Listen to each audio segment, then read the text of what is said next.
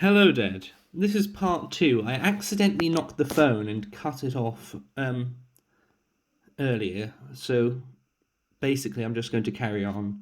It was an accident. I apologise for that. I think you finished at she had a warm smile despite her crooked teeth. Okay. And we'll be free to kill you. It's dangerous being free, but most come to like the taste of it. She put her gloved hand on his leg, just above the knee. You'll see. I will, thought John. I will see and hear and learn, and when I have, I will carry the word back to the wall. The wildlings had taken him for an oath-breaker, but in his heart he was still a man of the Night's Watch, doing the last duty that Corin Halfhand had laid on him. Before I killed him. At the bottom of the slope they came upon a little stream flowing down from the foothills to join the Milkwater. It looked all stones and glass, though they could hear the sound of water running beneath the frozen surface. Rattleshirt led them across, shattering the thin crust of ice. Mance Raider's outriders closed in as they emerged. John took their measure with a glance. 8 riders, men and women both, clad in fur and boiled leather, with here and there a helm or a bit of mail. They were armoured with spears and fire-hardened lances, all but their leader, a fleshy blond man with watery eyes, who bore a great curved scythe of sharpened steel. The Weeper, he knew at once. The Black Brothers told tales of this one. Like Rattleshirt and Harmer Dogshead and Alfin Crowkiller, he was a known raider. Lord of Bones, the Weeper said when he saw them. He eyed John and his wolf. Who's this then? A crow come over, said Rattleshirt, who preferred to be called Lord of Bones for the clattering armour he wore. He was afraid I'd take his bones as well as Halfhand's. He shook his sack of trophies at the other wildlings. He slew Corin Halfhand, said Longspear Rick, him and that wolf of his. And did for that Oral too. No, and did for Oral too. I don't know why I put that in. The lads of war go close enough, put in Ragwell, the big spear wife. His wood took a piece of Halfhand's leg. The Weeper's red, rheumy eyes gave John another look. Aye, really has a wolfish cast to him, now as I look close. Bring him to Mance, might be he'll keep him. He wheeled his horse around and galloped off, his riders hard behind him. The wind was blowing wet and heavy as they crossed the valley of the Milkwater, and rode single file through the river camp. Ghost kept close to John, but the scent of him went before them like a herald, and soon there were wildling dogs all around them, growling and barking. Lennel screamed at them to be quiet, but they paid him no heed.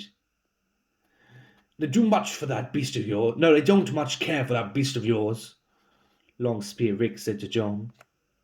They're dogs and he's a wolf, said John. They know he's not their kind. No more than I am yours. But he had his duty to be mindful of. He had his duty to be mindful of.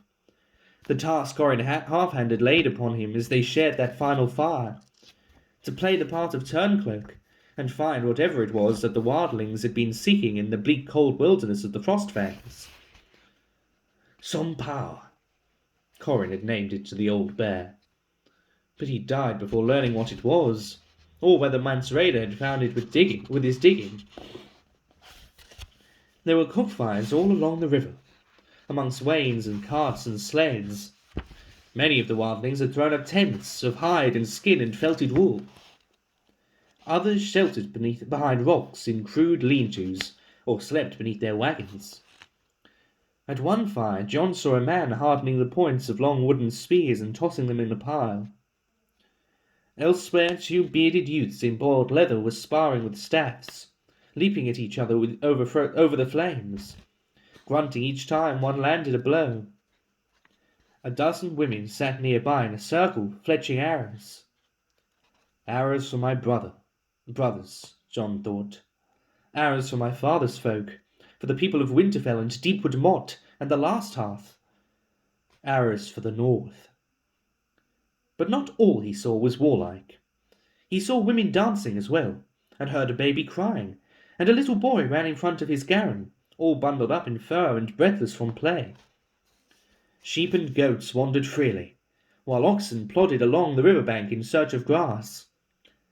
The smell of roast mutton drifted from one cook fire, and at another he saw a boar turning on a wooden spit.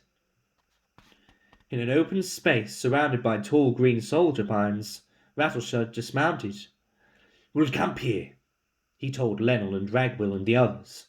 "Feed the horses and the dogs, then yourself. Egret, Longspear, bring the crows so Mance can have his look. We'll gut him after." They walked the rest of the way, past more cook fires and more tents, with Ghost following at their heels. John had never seen so many wildlings. He wondered if anyone had.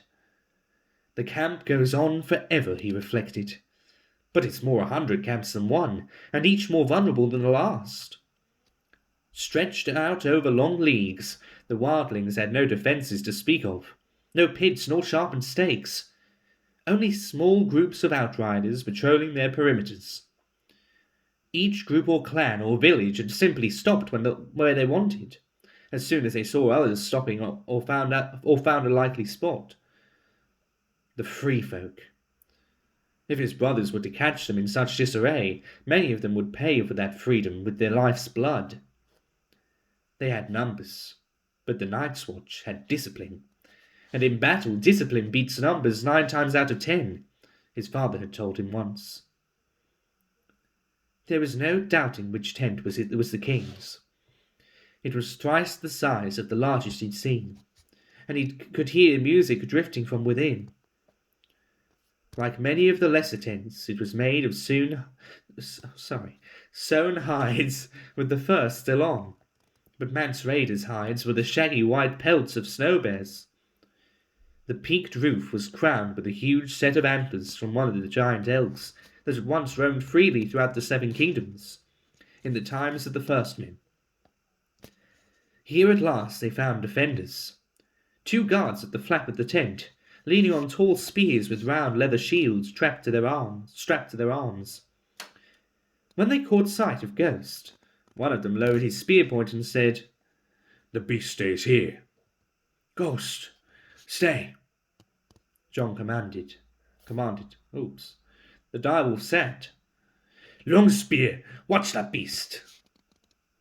Rattleshirt yanked open the tent and gestured John and Egret inside. The tent was hot and smoky.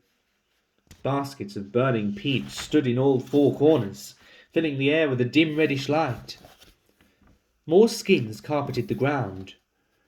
John felt utterly alone as he stood there in his blacks, awaiting the pleasure of the turncloak, who called himself King Beyond the Wall.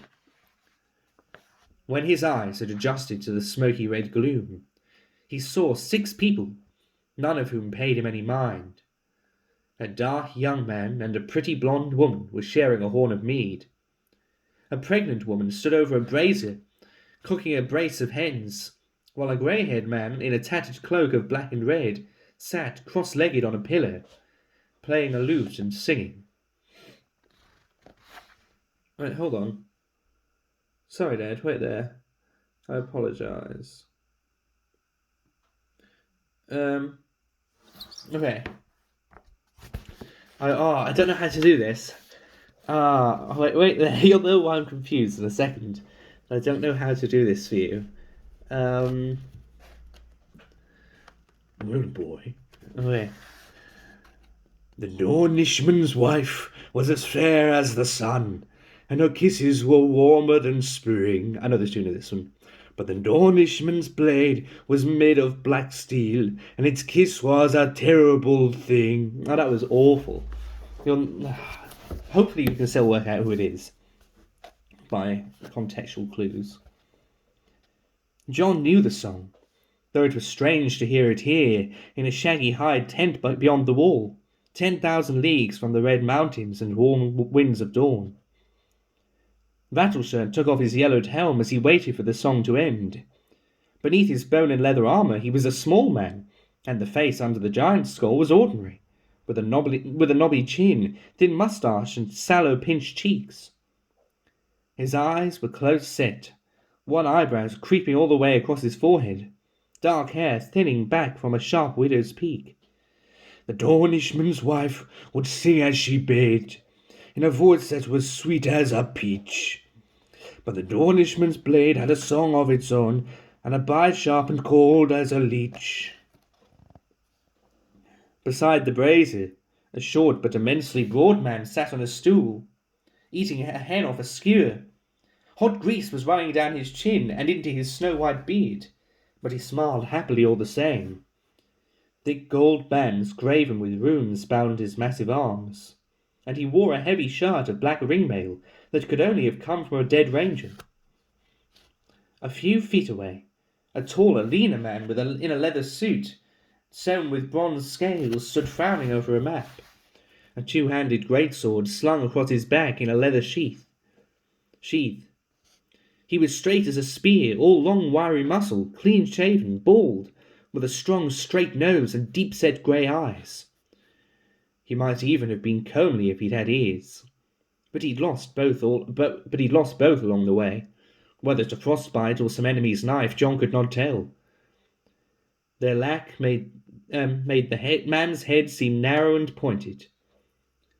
Both the white-bearded man and the bald one were warriors. That was plain to John at a glance. These two were more dangerous than Rattleshirt by far. He wondered which was Manfreda.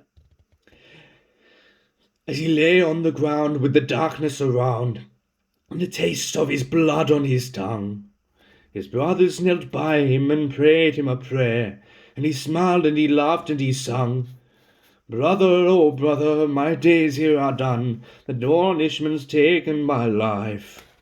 But what does it matter, for all men must die, and I've tasted the Dornishman's wife. I've tasted the Dornishman's wife."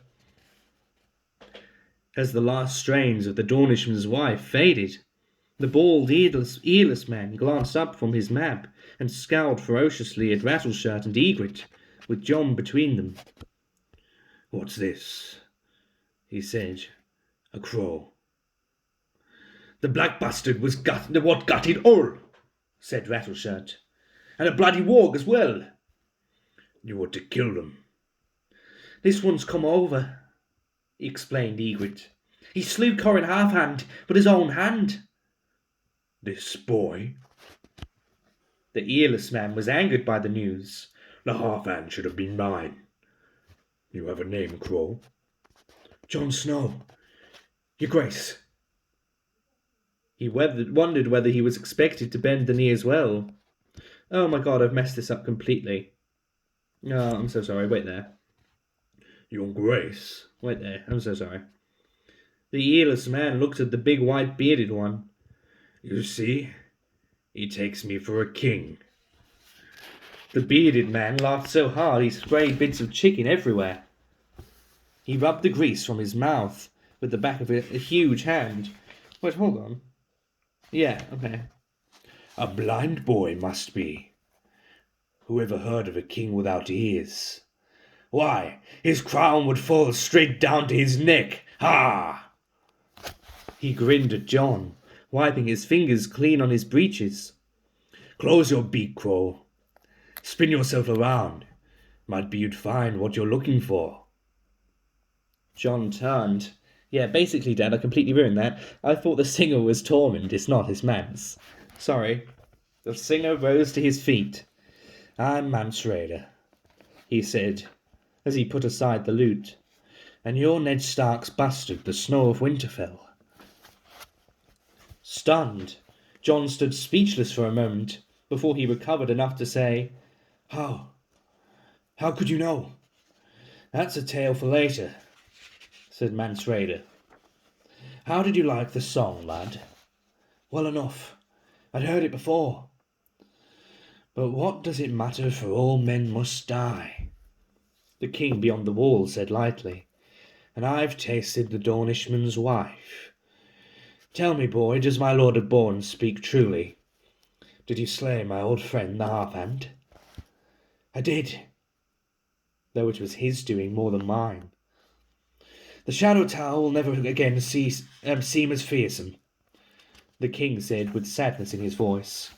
Corin was my enemy, but he was also my brother once. So, shall I thank you for killing him, Jon Snow, or curse you? He gave Jon a mocking smile. The king beyond the wall looked nothing like a king, nor even much a wildling. He was of middling height, slender, sharp-faced, with shrewd brown eyes, and long brown hair that had gone mostly to grey.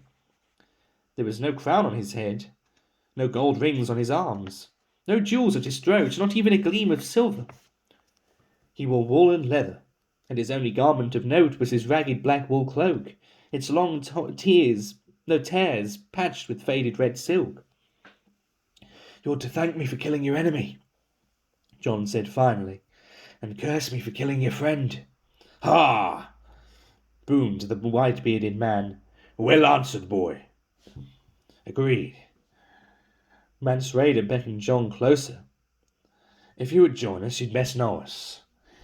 The man you took from me is Stir Magnar Then. No, you took for me, sorry. Magnar means lord in your tongue. The earless man stared at Jon coldly as Mance turned to the white-bearded one. Our ferocious chicken eater here is my loyal Tormund. The woman. Tormund rose to his feet. Hold! You gave Stir his style. Give me mine. You gave Stir his style. Mance Rayder laughed. As you wish.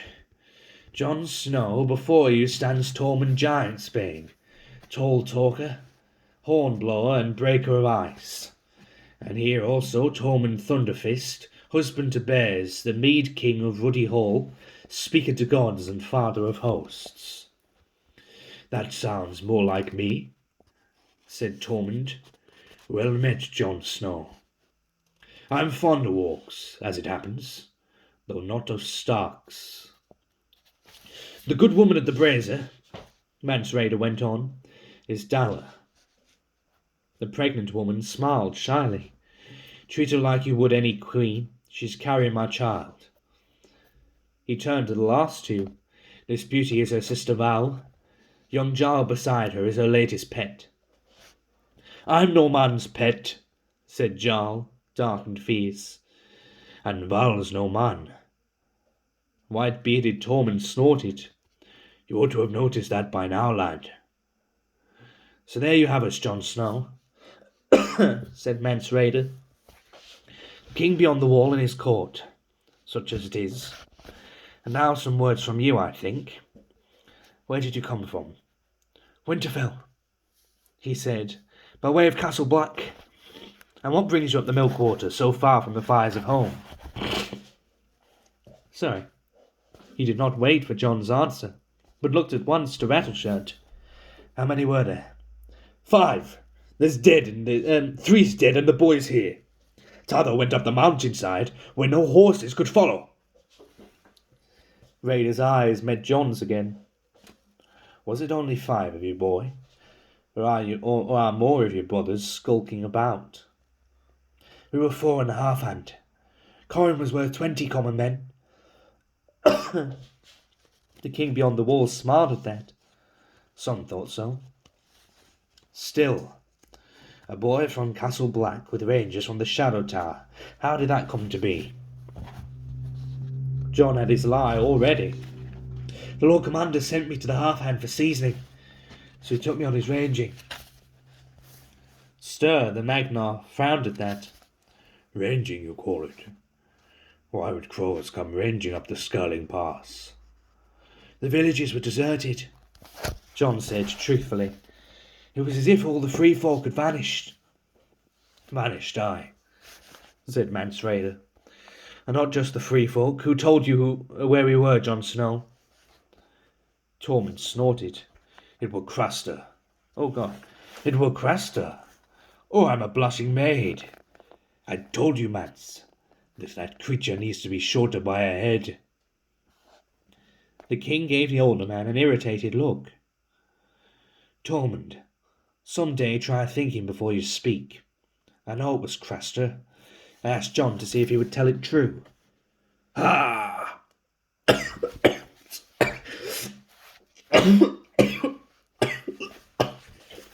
I'm so sorry, Dad. I don't know what happened. Sorry. Tormund spat. Well, I stepped in that. He grinned at John. See, lad, that's why he's king and I'm not. I can outdrink, outfight, and outsing him. And my member's thrice the size of his, but Mance has cunning. He was raised by a crow, you know. No, he was raised a crow, you know. And the crow is a tricksy bird. I would speak with the lad alone, my lord of bones. Mance Rayder said to Rattleshirt, Leave us, all of you. What? Me as well, said Tormund. No, you especially, said Mance. I eat in no hall where I'm not welcome. Tormund got to his feet. Me and the hens are leaving. He snatched another chicken off the brazier, shoved it into a pocket sewn in the lining of his cloak, said, Ha! and left, licking his fingers. The others followed him out, all but the woman Dalla. Sit if you like, Rayder said when they were gone. Are you hungry, boy?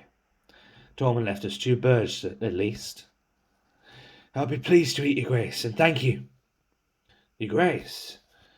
The king smiled. That's not a style one often hears on the lips of free folk. I'm manst to most, thee manst to some. Will you take a horn of mead? Gladly, said John. The king poured himself as Dalla cut the well-crisped hens apart and brought them each a half. John peeled off his gloves and ate with his fingers, sucking every morsel of meat off the bones. Tormund spoke truly, said Mance Rayder as he ripped apart a loaf of bread. The black crow is a tricksy bird, that's so.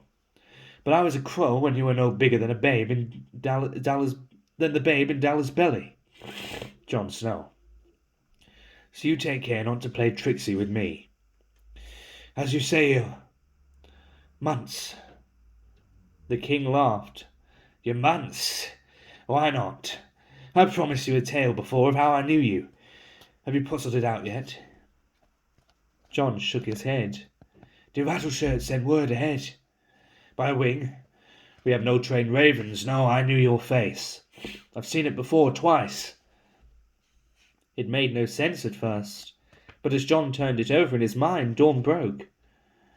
When you were brother of the watch. Very good. Yes, that was the first time.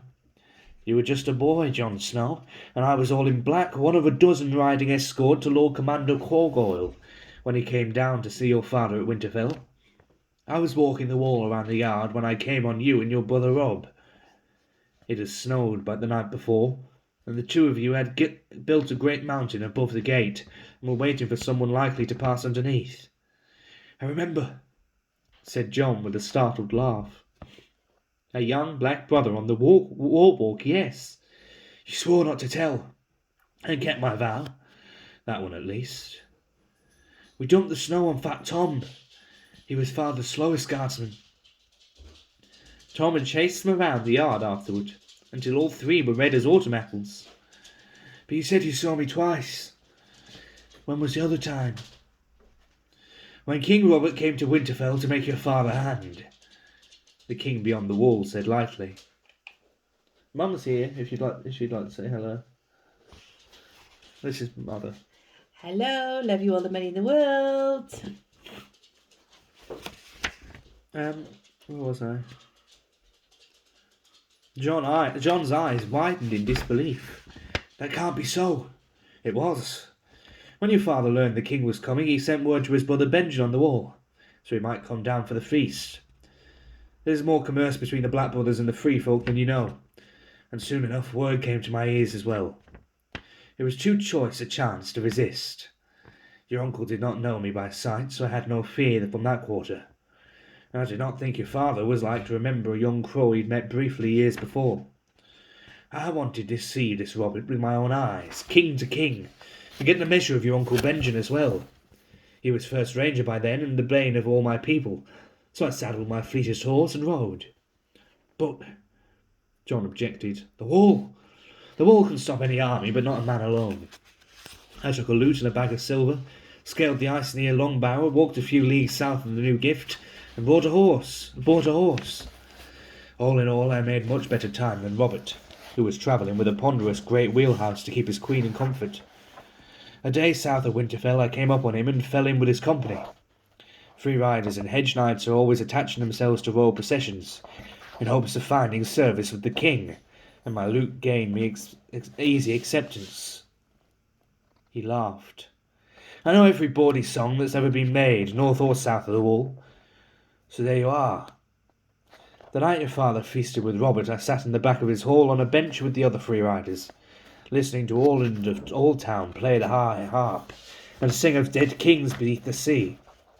I partook of your Lord Father's meat and mead, had a look at Kingslayer and Imp, and made a passing note of Lord Eddard's children and the wolf pups that ran at their heels. Bale the Bard, said John, remembering the tale that Ygritte had told him in the Frostfangs, the night he'd almost killed her. Would that I were! I will not deny that Bale's exploit inspired mine own, but I did not steal either of your sisters that I recall. Bale wrote his own songs, and I live them. I only sing the songs that better men have made. More mead? No, said John. If you'd been discovered, taken, your father would have had my head off. The king gave a shrug. Though once I had eaten at his board, I was protected by guest right. The laws of hospitality are as old as the first men, and sacred as a heart tree. He gestured at the board between them, the broken bread and chicken bones. Here you are the guest, and safe from harm at my hands, this night at least.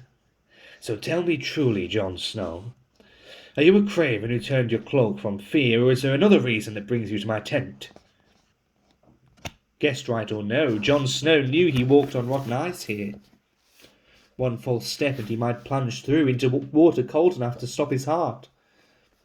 Weigh every word before you speak it, he told himself.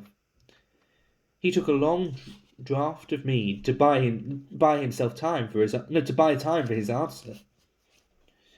When he set the horn aside, he said, Tell me why you turned your cloak, and I'll tell you why I turned mine.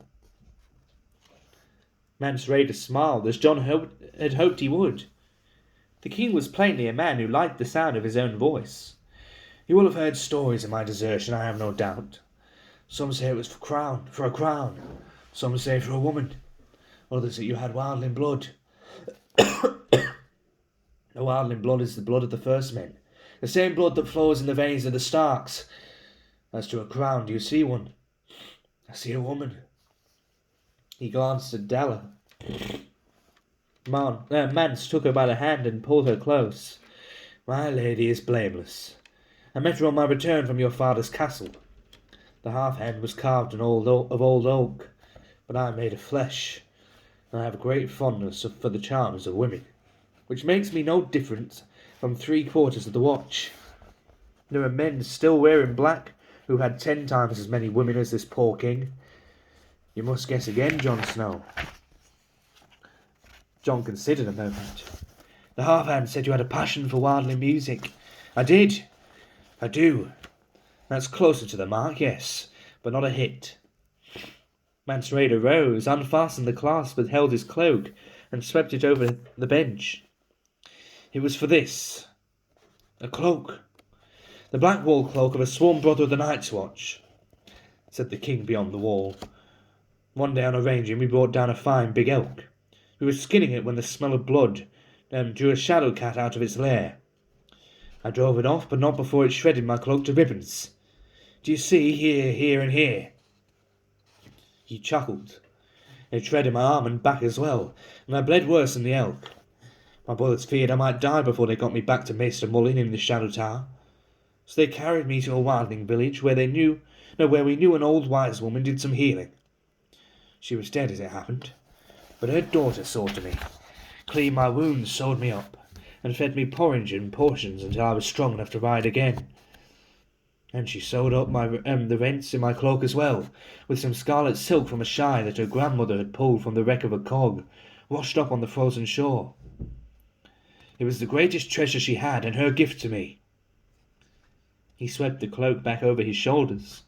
But at the Shadow Tower I was given a new wool cloak from the stores, black and black, and trimmed with black, to go with my black breeches and my black boots, my black doublet and my black mail. The new cloak had no frays, nor rips, nor tears, and most of all, no red. The men of the Night's Watch dressed in black. Sir Dennis Mallister reminded me sternly, as if I'd forgotten. My old cloak was fit for burning now, he said. I left the next morning, for a place where a kiss was not a crime, and a man could wear any cloak he chose. He closed the clasp and sat back down again. Oh no, he closed the clasp and sat back down again. And you, Jon Snow. Jon took another swallow of mead. There is only one tale that he may believe.